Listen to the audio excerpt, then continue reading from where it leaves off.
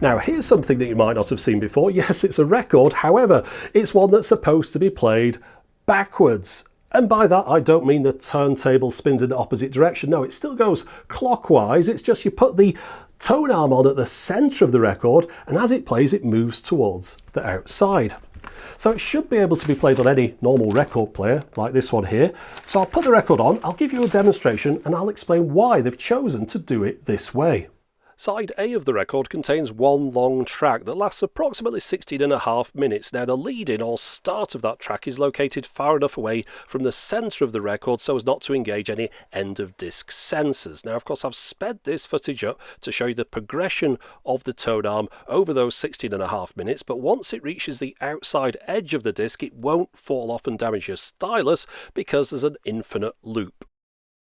Now whilst this might seem like a novelty, something that's been thought up just to sell more records, and of course that will be part of it, it isn't just a gimmick. There is a reason why they've chosen to press this particular record in this way. The title of the record is Orello B, which is a bit of playfulness because it's the word bolero backwards, and that's what's on side A, Bolero by Ravel, with another one of his compositions on side B that's also played in the same manner. Now if you're familiar with bolero, you'll know that it starts out very quiet and as it progresses it gets increasingly loud.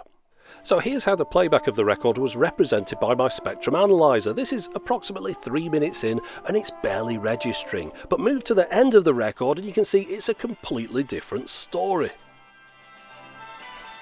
I also captured the audio while I was playing it back so you can see a visual representation of the track here from the beginning on the left hand side up to the 16 minute and 33 second mark, how it gradually increases in volume. Now this kind of arrangement causes particular problems when it comes to mastering a vinyl record, because records are much better at handling the loud dynamic tracks towards their outer edge than they are towards the centre, and this is why records were often structured to start with an upbeat number and then finish the side with something a little bit more relaxing.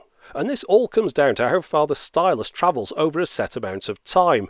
A 33 1/3 RPM record takes 1.8 seconds to do a full revolution. During those 1.8 seconds, the stylus at the outside edge would travel 36 inches, whereas towards the centre of the disc it only travels 14.9. So to put it in another way, as the stylus moves towards the centre of the disc, it's receiving less and less information over the same amount of time.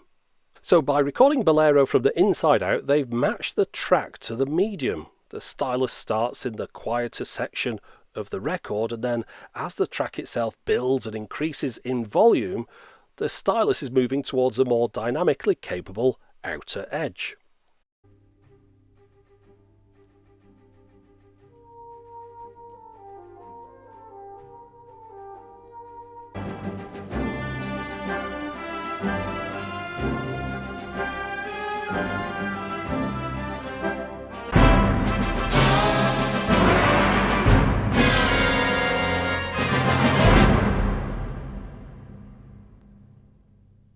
Now you might be wondering, does this work with a linear tracking turntable? So I tested it out on the only linear turntable I've got, which is this Sony PSF9, and based on this test I'd say it doesn't work.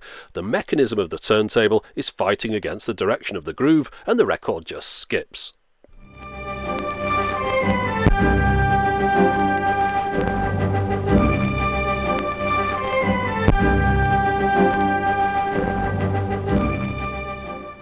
Now whilst it's an interesting idea, and it works well, I wouldn't expect to see a wave of these backwards records coming out anytime soon. After all, I'm sure there are very few compositions like Bolero that would take up a side of a record and get progressively louder as they go on. However, if you want to try this one out, it only came out in 2012, it's still available. I bought mine from the record label's website and there'll be a link to that in the video description text box. But that's it for the moment. As always, thanks for watching.